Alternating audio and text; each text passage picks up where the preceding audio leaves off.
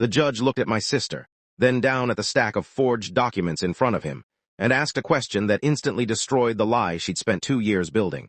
If your brother is mentally incapable of managing his affairs, why did you need to forge evidence to prove it? The courtroom became completely silent. My sister's face drained of color. My father's eyes dropped to the floor. And for the first time in nearly 2 years, I felt something I hadn't felt in a very long time. Relief. Because after months of being treated like I was crazy, after months of being watched, questioned, investigated, and judged, the truth was finally catching up to the person who created all of it. My sister, Jennifer. The woman who nearly succeeded in convincing a court that I was incapable of managing my own life. The woman who almost took my inheritance, my home, my financial independence, and the most terrifying part, for a while people actually believed her, including my father, but I'm getting ahead of myself. My name is Michael, I'm 34 years old, and this entire nightmare started with my grandmother's will.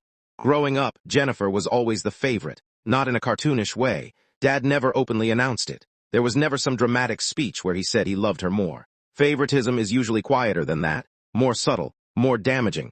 Jennifer got understanding, I got expectations. That was the simplest way to describe it. If Jennifer got into trouble, she was stressed. If I got into trouble, I was irresponsible. If Jennifer failed, she needed support. If I failed, I needed to do better. As kids, I didn't notice it much. As adults, it became impossible to ignore. Jennifer was 3 years older than me. Charismatic, outgoing, the kind of person who could walk into a room and immediately become the center of attention. People liked her. Teachers liked her. Neighbors liked her. Family members adored her. She knew exactly what to say, exactly how to smile, exactly how to make people feel special.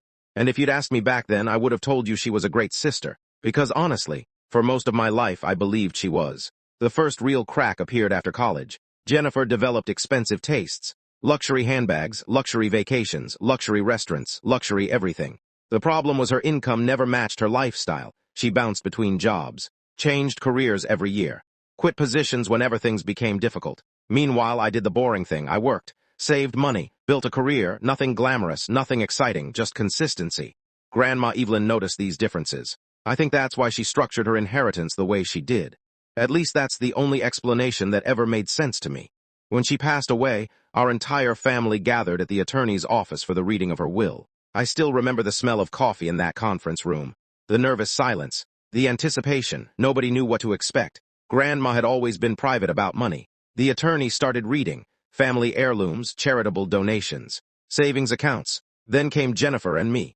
Jennifer inherited approximately $80,000 in cash. I inherited 2 rental properties, both fully paid off, both occupied, both generating monthly income.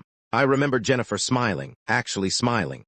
She hugged me afterward, told me Grandma would have been proud, told me we should celebrate together. Looking back now, I wonder if she already felt jealous, or if that came later. Because 6 months afterward, everything changed. Jennifer's money disappeared, almost all of it. Gone, luxury trips, designer purchases, a new SUV, credit card spending, the usual. Meanwhile, my properties were doing exactly what rental properties are supposed to do. Generating income, nothing spectacular, but steady. Reliable, predictable. The kind of stability that takes years to build. That's when the comments started. Little jokes, little observations, little digs disguised as humor. Must be nice getting free money every month.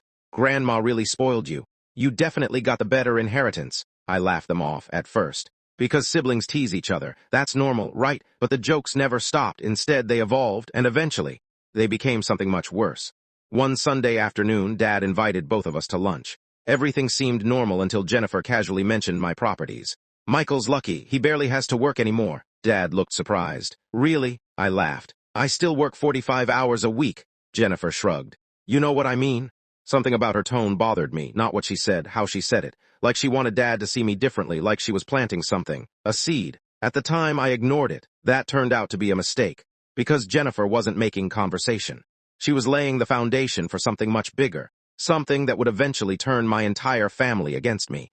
And I wouldn't realize it until it was far too late. Looking back, the scariest part wasn't the forged documents. It wasn't the court hearings. It wasn't even the day Jennifer moved into my house. The scariest part was how long she'd been preparing. Because by the time I realized she was attacking me, she'd already spent months convincing people there was something wrong with me. The first warning sign came from my Aunt Karen. She called me one evening completely out of the blue. We weren't especially close. We saw each other during holidays and birthdays. That was about it. So when her name appeared on my phone, I figured somebody had gotten sick. Instead, she asked a strange question. Michael, are you doing okay? I laughed. Yeah, why? There was a pause, an uncomfortable one, the kind people make when they're trying to decide how honest they should be. Nothing. Jennifer just mentioned you've been under a lot of stress lately. That caught my attention, not because it was entirely false. Everyone experiences stress. But why was Jennifer discussing my mental state with relatives? I'm fine, I said. Good, Aunt Karen replied quickly. That's good. The conversation ended a few minutes later. I didn't think much of it, at least not then, because I didn't know that almost every member of my family had already received a similar conversation. Jennifer wasn't telling people I was crazy. That would have been too obvious, too aggressive, too suspicious. Instead, she was doing something much smarter. She was expressing concern. Concern is powerful. People don't question concern. Concern sounds compassionate. Concern sounds loving. Concern sounds responsible. I'm worried about Michael. He doesn't seem like himself lately. I don't know what's going on, but something feels off. Maybe he's overwhelmed. Little comments. Tiny suggestions. Nothing dramatic. Nothing that could be challenged. Just enough to plant doubt. And once doubt exists, people start noticing things differently. If I forgot to return a phone call, evidence. If I looked tired at a family gathering, evidence. If I seemed distracted, evidence. Everything suddenly became proof of a problem that didn't actually exist. Months later, I would learn Jennifer had been having these conversations with nearly everyone. Family members, family friends, neighbors, even some of my former coworkers she'd met through company events. She wasn't spreading rumors. She was building a narrative, and that's much more dangerous. I first realized something was seriously wrong during Thanksgiving. Our family gathered at Dad's house every year. Same food, same arguments, same traditions. Normally, I enjoyed it. That year felt different. People kept watching me. Not staring, watching. Every comment I made seemed to receive extra attention. Every joke, every story, every opinion. At one point, I excused myself to use the bathroom. As I walked down the hallway, I heard voices coming from Dad's office. Jennifer's voice, and Dad's. I wasn't trying to eavesdrop. I genuinely wasn't. But then I heard my name, and I stopped. I'm just worried about him, Jennifer said softly. What makes you think something's wrong? Dad asked. Jennifer sighed, a dramatic sigh, the kind she always used when she wanted sympathy. I don't know. He's different lately. Different how? Forgetful, emotional, defensive. I froze, defensive, forgetful. What was she talking about? Maybe he's overwhelmed by managing those properties, she continued. Grandma left him a lot of responsibility. Dad was quiet. Then he said something that made my stomach drop. You really think he's struggling? Jennifer answered immediately. I do. I remember standing there feeling completely confused. Not angry, not yet, just confused, because I genuinely couldn't understand why she was saying these things. What was the goal? What was she trying to accomplish? I wish I'd confronted her then. Maybe things would have turned out differently. Maybe not. Instead, I walked back to the dining room and pretended I hadn't heard anything. That was another mistake. Because Jennifer interpreted silence as weakness. And once she realized nobody was stopping her, she became bolder. A few weeks later, Dad called me. The conversation started normally. Weather, work, sports. Then suddenly he asked, How have you been sleeping? I frowned. Fine. Really? That one word immediately irritated me. Yeah, really, Dad hesitated. Jennifer mentioned you've been having trouble sleeping. There it was again. Jennifer, always Jennifer. Dad, I'm sleeping perfectly fine. Another pause. Okay. But his tone told me something important. He didn't completely believe me, and that hurt more than I wanted to admit. Because for the first time, I could feel Jennifer's influence working. She wasn't convincing people I was unstable. Not directly. She was convincing them I might be unstable, and uncertainty is incredibly powerful. Once people start wondering, they begin filling in the blanks themselves. The situation escalated after Christmas. Dad invited me over to help move some furniture. Halfway through the afternoon, he asked if we could sit down for a minute. His expression was serious, the kind of serious that instantly makes your stomach tighten. Michael, he began carefully, can I ask you something? Sure. Are you happy? I blinked. What? Are you happy? I stared at him. What kind of question was that? Yeah. You're sure? Now I was getting annoyed. Dad, what's going on? He rubbed his forehead. Jennifer says you've been struggling. I felt my jaw tight. Jennifer says a lot of things. The room went silent. For the first time, I saw genuine conflict in Dad's eyes. He wanted to trust me. I could see it. But Jennifer had been whispering in his ear for months, and little by little, she was winning. What I didn't know then was that while she was spreading rumors, she was also collecting something. Screenshots, emails, photos, notes, a file she called her evidence folder. A folder that would eventually become the foundation of a legal petition designed to take control of my life. And by the time I discovered it existed, the damage had already begun because 6 weeks later, a certified letter arrived at my front door, and the moment I opened it, my entire world changed. Printed across the first page were words I never imagined I'd see next to my name. Petition for financial guardianship. filed by Jennifer Carter, my sister, and according to the paperwork, she believed I was no longer capable of managing my own affairs. I've replayed that moment in my head hundreds of times. The moment I opened that envelope, the moment my eyes landed on the words, petition for financial guardianship, the moment I realized my sister wasn't just talking behind my back anymore. She was involving the courts. At first, I genuinely thought there had been some mistake. Maybe it was paperwork meant for someone else. Maybe there was some misunderstanding. Maybe Jennifer had filed something stupid and harmless. Then I started reading, and the deeper I got into the petition, the worse it became. According to Jennifer, I was suffering from severe mental deterioration. According to Jennifer, I was incapable of making responsible financial decisions. According to Jennifer, I posed a risk to my own financial well-being. According to Jennifer, I needed supervision, protection, oversight, control. That was the word that kept jumping out at me because every page led back to the same conclusion. Jennifer should control my assets. Jennifer should oversee my finances. Jennifer should manage my inheritance. Jennifer should make decisions for me. My hands were shaking by the time I reached the last page. Then I found the attached evidence, and my stomach dropped.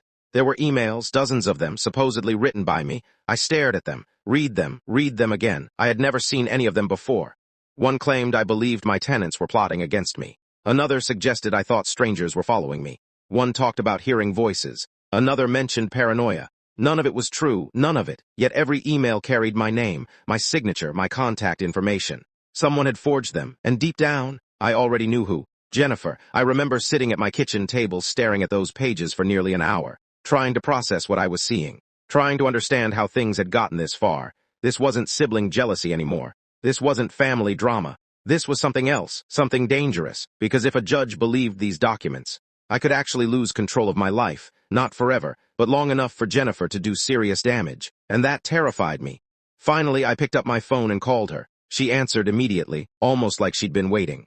"Hello, Michael?" Her voice sounded calm, too calm. "What is this?" I asked, silence, then a sigh. "You got the paperwork." Not confusion, not denial, not surprise, acceptance, as if this was completely normal. "You forged documents." Another pause. "I'm trying to help you." I actually laughed, not because it was funny, because I couldn't believe what I was hearing. "Help me? You aren't thinking clearly." That sentence still makes me angry. Because of how confident she sounded, like she'd convinced herself she was the hero. "Jennifer, those emails are fake. You need support. You're lying. I'm protecting you." "From what?" Then she said something I'll never forget. "From yourself." I hung up immediately, because in that moment I realized something terrifying. Jennifer actually believed she could win. She wasn't bluffing. She wasn't testing boundaries. She thought she was going to take control. And that meant she had probably been planning this for a long time. The next call I made was to Dad. I expected outrage. I expected him to be furious. I expected him to defend me. Instead, I got hesitation. And honestly, that hurt more than the petition itself. "Dad, she filed for guardianship." Silence. "I know." The words hit me like a punch. "You know. Jennifer told me." I closed my eyes. Of course she did. Of course she'd prepared him first. Of course she'd gotten to him before I could. "Dad, the evidence is fake." More silence. Then, "Michael." I hated the way he said my name, like he was talking to someone fragile, like he was talking to someone broken. "What? Maybe Jennifer is overreacting." I waited. Then came the word that changed everything. But one tiny word, one devastating word, because it meant doubt. It meant uncertainty. It meant Jennifer had already succeeded. At least a little. "But what?" Dad sighed. "People have noticed things." I felt my chest tighten. "What people? Family? What things?" He hesitated again. "You've seemed different." The same vague accusation. The same meaningless label. No examples, no evidence, no specifics, just feelings, Jennifer's feelings. And suddenly I understood exactly how she had done it. She'd spent months planting doubts, months creating suspicion, months shaping perceptions. Not enough for anyone to accuse me directly, just enough to make them question me. And now that questioning had become a legal petition. When the call ended, I sat alone in my kitchen. The house felt quieter than usual, heavier. For the first time in my life, I understood what isolation really felt like. Not being physically alone, being surrounded by people who no longer trusted you, even when you'd done nothing wrong. That night I barely slept. Every possible scenario ran through my mind. What if the court believed her? What if I lost control of the properties? What if she gained access to my finances? What if she sold something? What if she took loans against the assets? The more I thought about it, the more scared I became, because this wasn't about pride anymore. This was survival. The next morning I called the best attorney I could afford, a woman named Sarah Mitchell. And that decision ended up saving my life, because after reviewing Jennifer's petition for less than 20 minutes, Sarah looked up from the documents and said 6 words that changed everything. Your sister is hiding something. I frowned. What do you mean? Sarah tapped the stack of paperwork. Nobody goes this far without a reason. Maybe she wants control. Sarah nodded. Yes. Then she looked directly at me. The question is why? At the time, I thought the answer was obvious. Money, jealousy, greed. What I didn't know yet was that Jennifer's financial situation was far worse than anyone imagined, and once we uncovered the truth, her entire plan would begin falling apart. But before that happened, she was about to make my life a living hell, because 2 weeks later, the court scheduled a preliminary hearing, and Jennifer arrived with a thick binder labeled Evidence, a binder full of lies. The first court hearing took place on a rainy Tuesday morning. I remember because I'd barely slept the night before. Not because I was afraid of Jennifer, not because I was afraid of court, because I was afraid people might actually believe her. And once that thought got into my head, I couldn't get rid of it. I arrived early with Sarah. The courthouse felt colder than I expected. Everything echoed, every footstep, every conversation, every nervous breath. Sarah was calm, infuriatingly calm, the kind of calm only people with years of courtroom experience possess. Meanwhile, I felt like my stomach was trying to crawl out of my body. Relax, Sarah said. We're not here to win today. I looked at her. That's supposed to make me feel better, she smiled. No, it's supposed to be true. Then Jennifer arrived, and somehow she looked completely comfortable. She walked through the courthouse carrying a thick black binder. Dad followed a few steps behind her. That hurt, seeing him there on her side. Jennifer hugged several relatives who had come to support her. Not me, her, my Aunt Corinne, my cousin Lisa, 2 family friends, even a neighbor I'd known for years. I watched them talking with Jennifer, smiling, nodding, comforting her, like she was the victim. And for the first time since this nightmare started, I felt genuinely alone. The hearing began shortly afterward. Jennifer's attorney stood first, a polished man in his 50s with a voice that sounded trustworthy. The kind of voice juries probably loved. He started painting a picture of me. A very convincing picture. The problem? It wasn't me. According to him, I was becoming increasingly unstable, emotionally unpredictable, financially reckless, unable to properly manage significant assets. Every sentence felt like listening to someone describe a stranger. Then Jennifer took the stand. And that's when I understood exactly why she'd been successful, because she was good, really good. Her eyes filled with tears at all the right moments. Her voice cracked at exactly the right times. She looked heartbroken, concerned, exhausted. The loving sister desperately trying to save her troubled brother. If I didn't know the truth, I probably would have believed her too. I love my brother, she told the court. I just don't recognize him anymore. The room became silent. Jennifer lowered her head, wiped away a tear. I've spent months trying to help him. More silence. He refuses treatment. Treatment? I nearly stood up. Treatment for what? I had never needed treatment, never received treatment, never been diagnosed with anything. Yet somehow she said it with such confidence that several people in the courtroom nodded sympathetically. That was the moment I realized how dangerous lies become when they're repeated enough times. Jennifer wasn't improvising. She'd rehearsed. Every answer, every expression, every pause, months of preparation condensed into one performance. And people were buying it, including the judge. At least a little, I could see it. Not belief, not fully, but uncertainty. And uncertainty was enough to terrify me. Then Jennifer's attorney introduced the binder. The binder. The one labeled evidence. Page after page appeared. Emails, screenshots, personal notes, printed conversations, statements. Observations, most were misleading. Some were taken completely out of context. Several were outright fabricated, yet when stacked together, they looked convincing. That's the dangerous thing about lies. One lie can be challenged. 100 lies start looking like truth. I watched the judge flip through page after page, and for the first time, I felt fear, real fear. Because suddenly this wasn't about right or wrong, it was about perception. And Jennifer had spent months controlling the perception. When the hearing ended, the judge declined to grant permanent guardianship, which was good. But he also didn't dismiss the petition, which was bad, very bad. Instead, he ordered additional review, additional investigation, additional hearings. The nightmare continued. Outside the courthouse, Jennifer looked pleased, not victorious, but pleased, like someone who knew they were making progress. Dad approached me afterward. Michael, I turned toward him. What? He looked uncomfortable. I just want you to know we're trying to help. We're, not she, we're. That one word hurt more than anything else that day. Because it meant he had chosen a side, and it wasn't mine. I drove home feeling completely defeated. For months, I'd assumed the truth would protect me.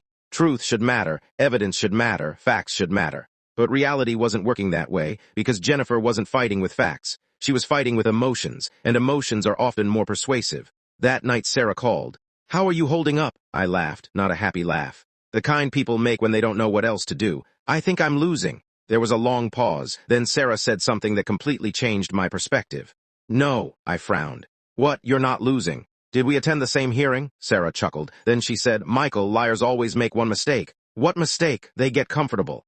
I didn't understand what she meant, not yet. Then she explained. While Jennifer was busy building her case, Sarah had started digging into Jennifer's life. Not because she suspected anything specific, because people who launch attacks like this almost always have a motive, and motives leave trails. Financial trails, digital trails, paper trails, the kind lawyers love finding. Something doesn't make sense, Sarah said. What? Your sister spent nearly 2 years preparing this. Yeah, normal people don't dedicate 2 years of their lives to controlling someone else's finances. I sat quietly. Because she was right, it wasn't normal, not even close. Sarah continued. I think your sister needs something. What? I don't know yet. Then she paused. But we're getting close. 3 days later, Sarah called again. This time she sounded excited, dangerously excited. Michael, what happened? I found a judgment. A judgment? Against Jennifer. I sat upright. What kind of judgment? Sarah's voice lowered. The kind involving debt. And just like that, for the first time since this nightmare started, the spotlight shifted away from me and onto Jennifer, because the woman claiming I couldn't manage money had been hiding financial problems of her own, problems far bigger than anyone realized. And once Sarah uncovered the full truth, Jennifer's entire case would begin collapsing from the inside. She just didn't know it yet. 3 days after the hearing, Sarah called me just after 7 in the morning. The moment I answered, I knew something had changed. Her voice sounded different, focused, excited. The way people sound when they've just found the missing piece of a puzzle. Michael, what's going on? I found something. That sentence became the beginning of Jennifer's downfall. An hour later, I was sitting across from Sarah in her office. She slid a stack of documents across the desk. Court records, financial filings, public judgments, collection notices. At first, none of it made sense. Then I saw Jennifer's name over and over again. I looked up. What am I looking at? Sarah folded her arms. Debt. I frowned. How much debt? She gave me a look. The kind people give when the answer is bad, very bad, more than we originally thought. I felt my stomach tighten. How much? Sarah tapped the first page. At least $160,000. I stared at her. What? That's just what we've confirmed. Confirmed, meaning there could be more, and there was a lot more. Over the next week, Sarah's investigators kept digging. Every day revealed another surprise, another account, another loan, another overdue balance, another collection action. Jennifer wasn't struggling financially. She was drowning. There were personal loans, credit cards, private lenders, missed payments, tax penalties, medical debt. The numbers kept growing. 160,000, 200,000, 240,000. By the end of the week, the estimate approached $300,000. 300,000. I couldn't even process it, because Jennifer had spent years pretending everything was fine. Luxury vacations, designer clothes, fancy restaurants, weekend getaways, all financed by debt. And now the bill was finally arriving. Suddenly everything made sense. The inheritance, the jealousy, the rumors, the guardianship petition. It was never about concern. Never about helping me. Never about protecting me. She needed money, and my properties represented the solution. For the first time, I could clearly see the entire plan. Step 1. Convince everyone something was wrong with me. Step 2. Build a paper trail. Step 3. Gain temporary control. Step 4. Gain permanent control. Step 5. Use the rental income to rescue herself. The realization made me sick, not because of the money. Because this wasn't some impulsive decision. This had been planned, carefully, patiently, deliberately, for years, and while we were uncovering her secrets, Jennifer was becoming more aggressive, much more aggressive. The first sign came from one of my tenants, a man named Carlos who had lived in one of the properties for almost 4 years. Reliable, friendly, never caused problems. One afternoon he called me. Hey Michael, what's up? There was hesitation in his voice. Your sister stopped by. My stomach dropped. What? Yesterday? I stood up immediately. Why? Carlos sounded uncomfortable. She said she was helping manage the property. I felt anger rising inside me. Did she say anything else? Another pause. Then, she asked a lot of questions about you. Questions, of course. Jennifer always asked questions. Questions sound harmless until you realize they're collecting information. What kind of questions? Carlos hesitated. Whether you seemed stressed. I closed my eyes, of course. Whether you forgot things, of course. Whether you'd been acting strangely. I actually laughed, not because it was funny, because it was unbelievable. Jennifer wasn't satisfied attacking me in court. Now she was recruiting witnesses, again, and she wasn't stopping there. Over the next 2 weeks, I received calls from multiple tenants. Multiple. Every single one reported some version of the same thing. Jennifer showing up unexpectedly. Jennifer asking questions. Jennifer pretending to be concerned. Jennifer fishing for information. The woman was obsessed. Sarah documented everything, every call, every visit, every interaction. Because judges tend to dislike people who harass witnesses, especially during ongoing legal proceedings. Then things got worse. One evening I came home and found 3 letters waiting in my mailbox. The first was from the court. The second was from Sarah. The third was from a bank. I opened the bank letter first, and immediately felt sick. Someone had attempted to gain information about one of my accounts. The request had been denied, but the name attached to the inquiry was unmistakable. Jennifer. I couldn't believe it, even after everything, even after the hearing, even after the investigations. She was still trying, still pushing, still searching for a way in. I called Sarah immediately. Her reaction wasn't surprise, it was frustration. She's getting desperate. Desperate people are dangerous. Sarah was quiet for a moment. Then she said something that would prove incredibly important later. Desperate people also make mistakes. At the time, I didn't understand how right she was, because Jennifer was about to make the biggest mistake of her entire life. A mistake so reckless, so arrogant, so unbelievably stupid that it would completely destroy everything she'd spent years building. And it started with a single affidavit, a document she submitted to the court just 6 days before our next hearing. A document she assumed nobody would verify. A document containing a lie so obvious that once Sarah uncovered it, the entire case began collapsing overnight. But before we found it, Jennifer received something she hadn't expected, a notice from one of her creditors, then another, then another. Within 2 weeks, collection agencies were calling her daily. The pressure was building, the walls were closing in, and for the first time since this nightmare started, Jennifer wasn't controlling the situation anymore. She was reacting, panicking, making mistakes, and the biggest one was still coming, because at the next hearing, Sarah was going to uncover evidence that didn't just make Jennifer look dishonest, it made her look criminal. And once the judge saw it, everything would change. If you'd asked me at the beginning of all this what the worst-case scenario looked like, I would have said losing the court case, losing control of my inheritance, maybe losing access to my finances, something like that. What never crossed my mind was walking into my own house and finding my sister acting like she owned it. Yet that's exactly what happened. 6 days before our next hearing, Jennifer filed what she called an emergency affidavit. According to the document, my condition had supposedly deteriorated. According to Jennifer, I was becoming increasingly incapable of handling my responsibilities. According to Jennifer, immediate intervention was necessary. The affidavit was full of dramatic language. Words like urgent, words like risk, words like protection, words designed to create fear, and unfortunately, they worked, at least temporarily. The court granted limited emergency authority until the next hearing, not because Jennifer had proven anything, but because courts often prefer caution when allegations involve competency. The order wasn't permanent. It wasn't even broad, but it was enough. Enough for Jennifer to insert herself further into my life, enough to create chaos, enough to make me miserable. I still remember the day I found out. Sarah called me while I was inspecting one of the rental properties. "Michael," the tone in her voice immediately worried me. "What happened?" "The judge approved temporary emergency authority." I stopped walking. "What? It's temporary." "I don't care if it's temporary." For several seconds I couldn't speak. After months of lies, months of manipulation, months of proving Jennifer wasn't trustworthy, she had still managed to gain something, even if only for a short time, and she knew exactly how to use it. 3 days later I pulled into my driveway and saw a moving truck. At first I thought someone had the wrong address. Then I saw Jennifer. My stomach dropped. No, I got out of the car. The moving crew was carrying boxes through my front door. Jennifer stood in the driveway holding paperwork. Calm, confident, smug. "What are you doing?" she smiled. The same smile she'd worn during the first hearing. The same smile she'd worn during family dinners. The same smile she'd worn while destroying my life. "I'm protecting assets." I actually laughed. Not because it was funny. Because it was insane, protecting assets. That was her explanation for moving into my house, not stealing space. Not invading privacy, not exploiting a temporary court order, protecting assets. "I live here. You've been struggling. There is nothing wrong with me." Jennifer tilted her head slightly, the way people do when they're pretending to be patient. "Michael, everyone is worried. Everyone, always everyone, never names. Never specifics, just everyone. The magical group of invisible supporters that supposedly agreed with everything she said." I wanted to scream. Instead, I called Sarah. Immediately. She arrived less than an hour later. Unfortunately, the temporary order gave Jennifer enough authority that removing her wasn't possible yet. Not legally. That realization was devastating, because for the first time since this nightmare began, Jennifer wasn't just attacking my life, she was living inside it. The next few weeks were awful, absolutely awful.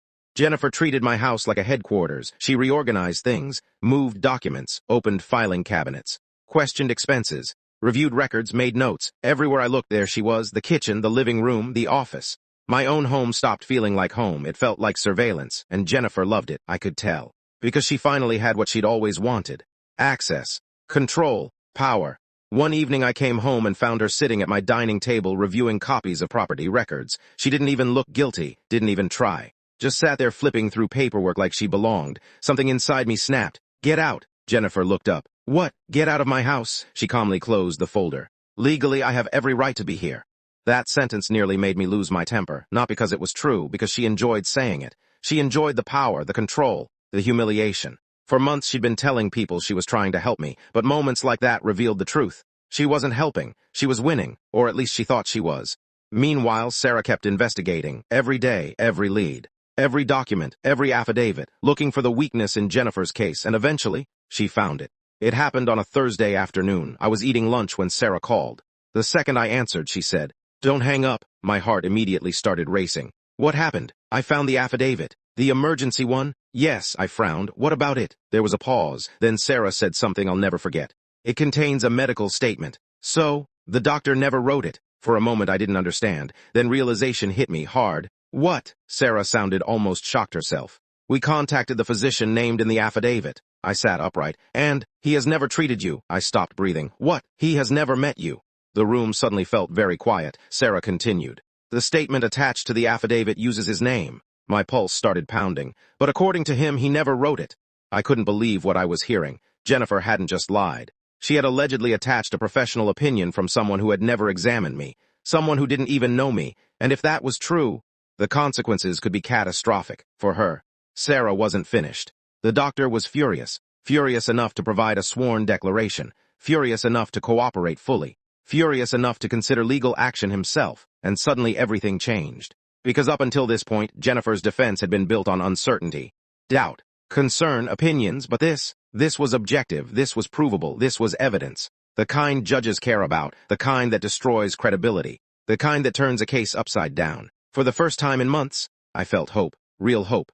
Because Jennifer had finally gone too far, and when someone like Jennifer goes too far, they rarely realize it until it's too late. The final hearing was now only 3 weeks away. Jennifer still walked around my house like she owned it, still acted confident, still believed she was winning. She had absolutely no idea what Sarah had uncovered. And she definitely had no idea what was about to happen when that evidence reached the judge. Because at the final hearing, the entire lie was going to collapse, and the person who built it would be sitting front and center when it happened. For nearly a year, Jennifer had controlled the narrative. She was always one step ahead, always prepared, always smiling, always acting like the concerned sister trying to save her troubled brother. But something changed after Sarah uncovered the fake medical statement. For the first time, Jennifer wasn't controlling the situation anymore. She was reacting to it, and reacting is what people do when they're scared. The first sign came from Dad. He called me. Again. Normally, I ignored most of his calls by then, not out of spite. I just couldn't handle another conversation where he questioned my judgment while defending Jennifer's. But this time was different. Something in his voicemail caught my attention.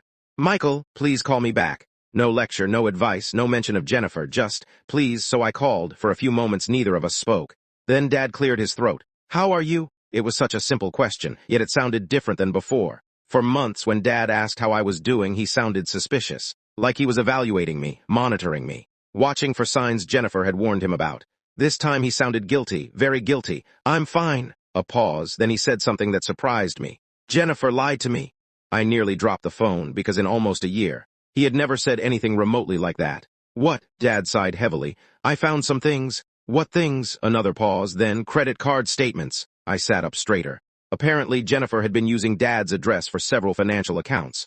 Not all of them, just enough. Enough that collection notices had started arriving. Lots of collection notices, the kind you can't explain away. The kind that make people ask questions. The kind Jennifer desperately didn't want anyone seeing. Dad finally started asking those questions, and for the first time, Jennifer didn't have answers, or at least not convincing ones. The more questions he asked, the angrier she became, the more suspicious he became. And eventually, he started looking for himself. That was the beginning of the end, because Jennifer's lies only worked when nobody checked them. The moment people started verifying things, everything unraveled. Over the next 2 weeks, Sarah uncovered even more. A bankruptcy consultation. Then another. Then another. Jennifer had apparently spoken with multiple bankruptcy attorneys over the previous 18 months. None of those consultations were mentioned anywhere in her court filings. None, which was interesting. Because someone claiming another person can't manage money should probably disclose the fact that they're considering bankruptcy themselves. especially when they're trying to gain control of income-producing assets. Sarah smiled when she discovered that. A dangerous smile. The kind attorneys get when they know they've found something devastating. Judges don't like hidden motives. That might have been the understatement of the century. The investigation continued. Then came the creditor lawsuits. Not one, not two, five. Five separate actions from different creditors. Each one painting the same picture. Jennifer wasn't financially responsible. She wasn't stable. She wasn't trustworthy. She was desperate. And desperate people do desperate things, like trying to seize control of their brother's inheritance. Meanwhile, Jennifer was becoming increasingly erratic. The confident woman from the first hearing started disappearing. Little cracks began showing. One day she screamed at a bank employee. Another day she argued with a creditor in a grocery store parking lot. One afternoon she apparently got into a shouting match with one of her own attorneys. People who had always seen Jennifer as calm and charming started noticing something. The mask was slipping, and when masks slip, people finally see what's underneath. Then came the family barbecue, the barbecue that changed everything. Dad hosted it. Normally I would have skipped it. But Sarah actually encouraged me to go. Let people see you. What? Jennifer has spent a year controlling your image. I understood what she meant. For months, relatives had heard stories, rumors, concerns, warnings. Most hadn't actually spent meaningful time with me. They only knew the version Jennifer described, so I went. And it ended up being one of the best decisions I made, because Jennifer couldn't help herself. The entire afternoon she seemed agitated, distracted, angry. Several relatives noticed, including Aunt Karen. At one point I walked past the patio and overheard something interesting. Aunt Karen asking Jennifer a simple question. Why would Michael fake all this? Jennifer froze, only for a second, but it was enough. Because up until that moment nobody had challenged her narrative directly. Nobody had forced her to explain it, and suddenly, she couldn't. She stumbled through an answer, changed subjects twice, then walked away. The conversation spread quickly, because when people start doubting a lie, they start comparing notes, and once relatives started comparing notes, they noticed inconsistencies everywhere. Different stories, different timelines, different explanations. Jennifer had spent so long manipulating everyone individually that she forgot something important. Eventually people talk to each other, and that's when lies collide. By the time the barbecue ended, I could feel something shifting, not completely, not yet, but the tide was turning, for the first time in months. People were looking at Jennifer the way they'd been looking at me, with questions, and Jennifer hated it. A week later, she completely lost her temper. I wasn't there. But apparently she got into an argument with Dad, a huge one, the biggest they'd ever had. According to Dad, it started when he asked about one of the bankruptcy consultations. Jennifer immediately denied it. Then he showed her the paperwork, and everything exploded. She accused him of betrayal, accused him of spying, accused him of taking my side. Eventually she stormed out. Dad later told me something that stuck with me. People tell the truth when they're calm. What do they tell when they're angry? I asked. He sighed. They tell you who they really are. For the first time in nearly a year, Dad finally saw the person I'd been dealing with, and it broke his heart.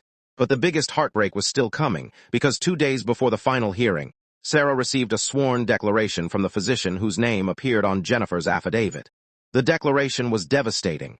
The doctor stated under oath he had never treated me. He had never evaluated me. He had never spoken with Jennifer about me. He had never authorized the statement submitted to the court. And perhaps most importantly, he had no idea his name was being used until Sarah contacted him. When Sarah showed me the declaration, I knew it was over. Maybe not legally, not yet, but emotionally, strategically, practically, it was over, because Jennifer's entire case depended on credibility, and credibility was about to disappear. The final hearing was now 48 hours away. 48 hours until the truth and the lies entered the same courtroom. 48 hours until the judge saw everything. 48 hours until Jennifer discovered what happens when manipulation finally runs out of road. And deep down, I think she knew it too, because for the first time since this nightmare started, my sister looked scared. I barely slept the night before the final hearing. Not because I was nervous, not because I was afraid, because my mind wouldn't stop replaying the last year. Every accusation, every lie, every family dinner that turned uncomfortable, every phone call, every moment where someone looked at me like I was a problem that needed fixing.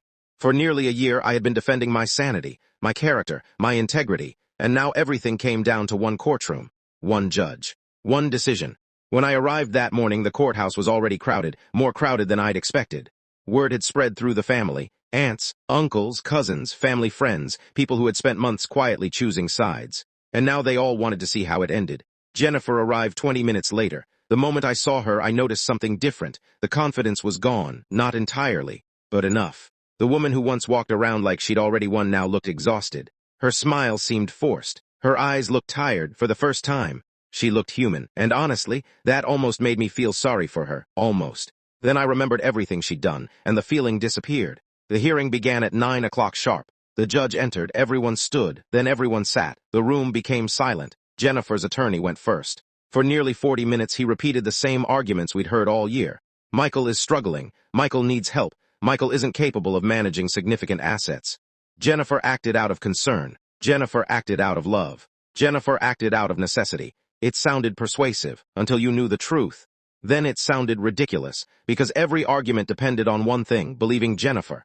And Sarah was about to make sure that never happened again. When Jennifer's attorney finished, Sarah stood, and everything changed. The first thing she did was walk toward the evidence table. Then she picked up Jennifer's famous binder, the binder labeled evidence, the same binder Jennifer had proudly carried into the first hearing, the same binder that had terrified me months earlier. Sarah calmly placed it in front of the judge. Then she said, "Your Honor, I'd like to discuss the reliability of this evidence." I watched Jennifer shift in her seat, just slightly. The first crack. Sarah began with the emails, one by one, each forged email, each timestamp, each metadata report, each forensic finding, methodically, carefully, relentlessly. The courtroom projector displayed document after document, technical reports, device histories, IP address records, digital signatures, evidence proving the emails hadn't come from me, evidence proving they originated from devices connected to Jennifer. The room became very quiet, because facts have a way of cutting through emotion, and there were a lot of facts. The judge reviewed every page, then he looked at Jennifer. "Miss Carter," my sister swallowed. "Yes, Your Honor." The judge lifted one document. "Can you explain why these emails originated from a device registered to your residence?" Silence.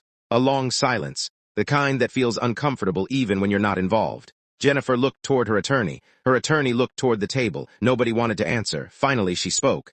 "I don't know." It was a terrible answer. Everyone knew it. The judge knew it. The attorney knew it. Jennifer knew it. Because innocent people usually have explanations, and Jennifer didn't have one. Sarah wasn't finished, not even close. Next came the financial records, the hidden debts, the collection actions, the judgments, the bankruptcy consultations. Every document was displayed, every debt explained, every omission exposed. The courtroom atmosphere changed immediately, because suddenly the question wasn't whether I could manage money. The question was why someone drowning in debt wanted control of someone else's assets. The answer was obvious, and everyone in the room could see it. Including Dad. I glanced toward him. His face looked devastated, not angry, not confused. Devastated because he was finally seeing the whole picture, not pieces, not rumors, not Jennifer's version, the truth. And the truth was ugly. Then Sarah introduced the affidavit, the one that had helped Jennifer obtain temporary authority, the one that allowed her to move into my house, the one built around a medical opinion that didn't exist. The judge adjusted his glasses. Sarah handed him a declaration, then another, then another. The doctor had been thorough, very thorough. Sarah began reading. "This physician states under oath that he has never treated Michael Carter." The room became silent. "He has never evaluated Michael Carter." More silence. "He has never discussed Michael Carter with Jennifer Carter." The silence somehow became even heavier. "And he never authorized the statement submitted to this court." You could feel the air leave the room. Because at that moment, everyone understood. This wasn't exaggeration. This wasn't misunderstanding. This wasn't concern. This was fraud. The judge's expression changed instantly. For the first time all morning, he looked angry. Not skeptical, not curious. Angry. And judges being angry is generally a bad sign, a very bad sign. Then came the question. The question I'd imagined hearing for months. The judge looked directly at Jennifer. "Did you knowingly submit false information to this court?" Nobody moved. Nobody spoke. Even the courtroom seemed frozen. Jennifer opened her mouth, closed it, opened it again. Nothing came out because there was no answer. No good one anyway. Finally she whispered, "No." The judge stared at her, then looked down at the evidence, then back at her. For several seconds nobody spoke. Then he said something that sent chills through the room. "Miss Carter, I find that answer extremely difficult to believe."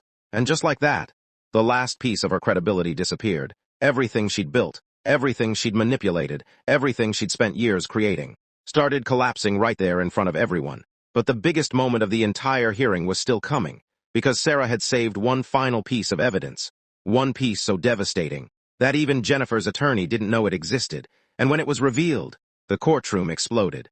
The strange thing about watching someone's world fall apart is that it rarely happens all at once. Most of the time it happens piece by piece, one crack, then another, until suddenly there's nothing left holding everything together. That's what happened to Jennifer, and it happened right there in that courtroom. After the judge questioned her credibility, Jennifer looked completely different. Gone was the confident woman who had spent a year telling everyone she was saving me. Gone was the composed sister who always had an answer. Gone was the person who controlled every conversation. For the first time, she looked scared, really scared. Sarah glanced toward me briefly, not long enough for anyone else to notice, just long enough to communicate one thing: we're not done. Then she stood up. Your Honor, there is one final matter. The courtroom became silent again. Jennifer's attorney immediately looked concerned, because he hadn't seen this evidence yet either. Sarah walked to the evidence table and lifted a folder. A thin folder, not very impressive looking, yet somehow it felt heavier than everything else she'd presented. The judge opened it. Then his eyebrows rose. That was the first sign. The second sign came when Jennifer's attorney suddenly sat forward in his chair.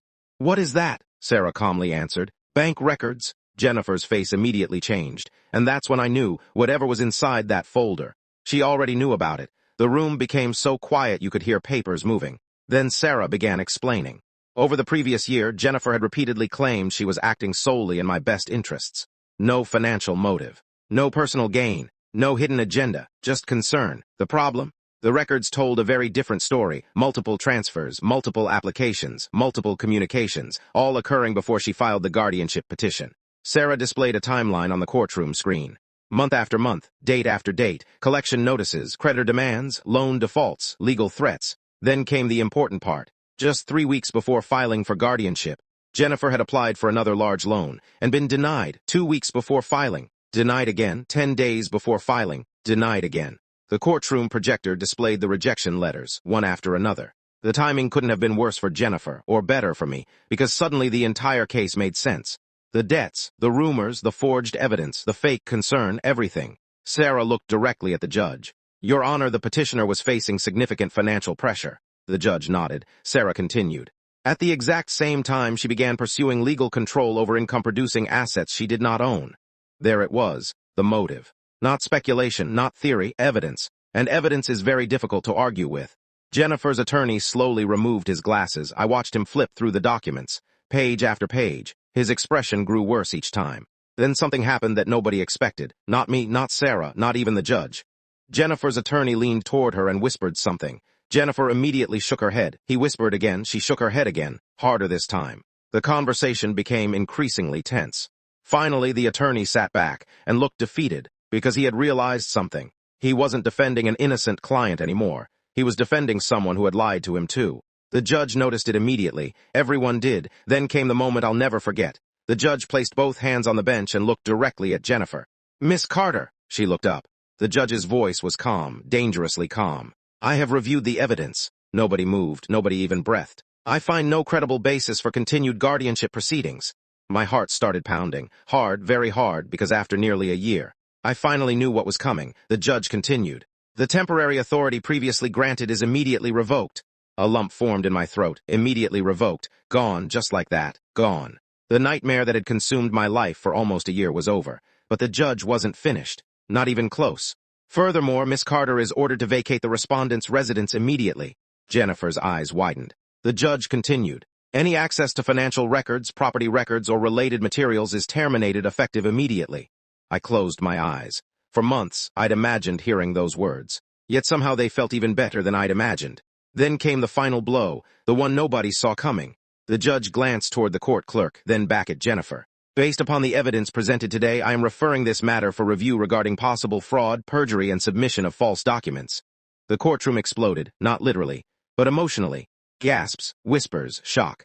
People started looking at each other. Jennifer looked like she couldn't breathe, because she finally understood. She hadn't just lost. She had created a problem far bigger than the one she'd been trying to solve. And then something happened that somehow hurt more than anything else. Dad stood up, not dramatically, not angrily, slowly. Like an old man carrying something heavy, very heavy, he looked at Jennifer, his daughter, his favorite child, the person he'd defended for nearly a year, and he said 6 words that completely shattered her. How could you do this? Jennifer immediately started crying. Real crying this time, not courtroom crying. Not performance crying, real tears, but nobody moved to comfort her. Nobody, because for the first time, everyone knew the truth, and the truth changes everything. Jennifer tried explaining, tried defending herself, tried justifying what she'd done, but every explanation sounded worse than the last, because there was no explanation, only consequences, and consequences had finally arrived. I watched her standing there surrounded by evidence, debt, failed lies, and broken relationships. And surprisingly, I didn't feel happy. I thought I would. I thought I'd feel triumphant, victorious, satisfied. Instead, I just felt tired. Because revenge sounds exciting until it actually arrives. Then you realize it doesn't restore trust. It doesn't repair family. It doesn't give you back lost time. It just ends the fight. And honestly, that was enough. The fight was finally over. People always imagine endings as dramatic. They imagine some big final confrontation, some perfect speech, some unforgettable moment where the villain finally understands everything they did wrong. Real life usually doesn't work that way. Most endings are quieter, and sometimes, the quiet endings hurt the most. 3 days after the hearing, Jennifer moved out. Technically, she was ordered out, but she waited until the very last possible day. Of course she did. I wasn't there when she packed. I didn't want to be. Sarah strongly advised against it, and honestly, I had no interest in watching the process. After everything she'd done, I didn't need another argument. I didn't need another explanation. I didn't need another excuse. I just wanted my house back. When I finally walked through the front door again, the place felt strange. Not damaged, not destroyed, just different, like the house itself had been through something. I stood in the living room for several minutes, silence all around me, no court dates, no accusations, no Jennifer, just silence. And for the first time in almost a year, silence felt beautiful. A few days later, I received an email, Jennifer. The subject line simply read, "Please read." I almost deleted it immediately, almost. Curiosity won. So I opened it. The message was nearly 4 pages long. Not one sentence was an apology, not one. Instead, it was a list of reasons. Reasons she'd been stressed. Reasons she'd felt pressured. Reasons she'd made mistakes. Reasons everyone else shared responsibility. The economy, debt, family expectations, dad, grandma, even me. Apparently everyone was responsible except the person who forged documents and tried to take control of someone else's life. I reached the bottom of the email, read it one more time, then deleted it without responding, because I'd finally learned something important. Closure doesn't always come from the other person. Sometimes closure comes from realizing you don't need anything from them anymore. Not an apology, not an explanation, not permission to move on. Nothing. Meanwhile, Jennifer's life was unraveling quickly. The creditors weren't waiting. Within weeks, collection actions accelerated. One lender obtained a judgment. Another filed suit. Several accounts went into default. The pressure she'd spent years avoiding finally arrived all at once. And unlike me, she couldn't blame anyone else for it, because those problems existed long before the guardianship case. The case had simply exposed them. Dad struggled the most. I think people assume the biggest victims in stories like this are always the direct targets. Sometimes that's true, but watching Dad realize he'd helped destroy his relationship with his son wasn't easy either. For months he'd believed Jennifer, defended Jennifer, trusted Jennifer, and now he had to live with that. About 6 weeks after the hearing, he asked if we could meet, just the two of us. I almost said no. A year earlier, I definitely would have said no, but anger is exhausting, and I was tired of carrying it, so I agreed. We met at a small diner halfway between our homes. The same place we'd visited dozens of times when I was younger. Dad looked older, not physically, not exactly, just tired, like the last year had finally caught up to him. For several minutes we talked about normal things, weather, work, sports. Then eventually he looked down at his coffee and said, "I failed you." The words hit me harder than I expected, because I'd spent months wanting him to admit it. And now that he had, I didn't know what to say. He stared at the table. "You kept telling me the truth." I stayed quiet, and I kept looking for reasons not to believe you. There wasn't any anger in his voice, just regret. A lot of regret. Then he said something that nearly broke my heart. "I was so afraid something was wrong with you that I never stopped to ask what was wrong with her." Neither of us spoke for a while after that, because there wasn't much left to say. The damage was already done. The good news, damage can heal. The bad news, healing takes time. Trust takes even longer. Dad understood that. To his credit, he never pressured me, never demanded forgiveness, never asked me to pretend everything was normal. He simply showed up. Phone calls, birthday cards, lunches, conversations, small things, consistent things, the kinds of things that slowly rebuild trust. About 8 months after the hearing, one of my tenants moved out. Normally that would have annoyed me. Instead, I saw an opportunity. I renovated the property, updated the kitchen, replaced flooring, improved landscaping. The value increased significantly. A few months later, I refinanced, then purchased another rental property, and another after that. For the first time in my life, I wasn't just maintaining stability. I was building something bigger, something mine, and the irony wasn't lost on me. The inheritance Jennifer tried so desperately to take eventually became the foundation for the best years of my life. Then almost exactly 1 year after the final hearing, my phone buzzed. Unknown number, one text message. I opened it, and immediately knew who it was. Jennifer. The message was short. "Can we talk?" Just 4 words. I stared at them for a long time, longer than I probably should have. A year earlier, I would have answered. A year earlier, I would have wanted explanations, wanted accountability, wanted closure. But a year changes people, pain changes people, growth changes people, and I wasn't the same person anymore. I looked around my office. The office inside a business I'd expanded, built, protected. I thought about the rental properties, the tenants, the future. Then I thought about Jennifer. About the lies, the manipulation, the forged evidence. The months spent trying to convince the world I couldn't manage my own life. And I realized something. Not every door needs to stay open. Not every relationship deserves another chance. And protecting your peace isn't cruelty. Sometimes it's wisdom. So I deleted the message. No response. No argument. No speech. No revenge. Just silence. The same silence that had felt so beautiful when I walked back into my house after she left. A few weeks later, I visited Grandma's grave. Something I hadn't done in a while. I stood there for a long time, thinking about everything that had happened. The inheritance, the court battle, the betrayal, the victory. Then I laughed. Not because any of it was funny, because Grandma would have hated every second of it. She would have been furious. But I think she would have been proud too. Not because I won, not because Jennifer lost, because I refused to become like her. I could have spent years obsessed with revenge, obsessed with payback, obsessed with making her suffer. Instead, I built a life. And that's what finally gave me peace. Because at the end of the day, Jennifer didn't lose when the judge ruled against her. She didn't lose when creditors came after her. She didn't lose when the family learned the truth. Jennifer lost the moment she decided that taking from someone else was easier than building something herself. And I won the moment I stopped letting her define my future. As I walked away from Grandma's grave, the sun was beginning to set. For the first time in years, there were no court dates on my calendar. No accusations hanging over my head. No lies to fight, just a future. A future that belonged entirely to me, and after everything she'd done, that was the one thing my sister could never take away. Some people spend years trying to steal someone else's life because they're afraid to build their own. In the end, the strongest thing you can do isn't revenge. It's refusing to let them keep taking your future.